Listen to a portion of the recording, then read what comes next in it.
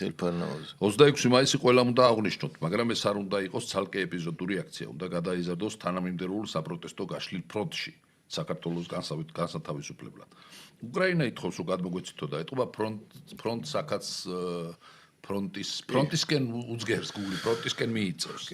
წინახაზე დროშა უნდა გახდეს ჩვენი გადამწყვეტი ბრძოლის სიმბოლო. ჯვაროსანია. ხო, ჯვაროსანი ვარო და მეო ყველაფერს გავაკეთებო რომ საქართველოს დიუბუა დე მონფერია ხო.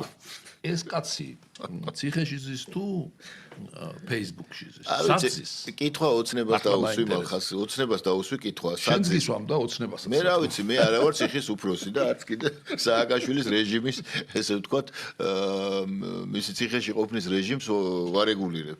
ამაზე არის ახლა ეს ახლა რომ ტანჯავენ იქა ხო?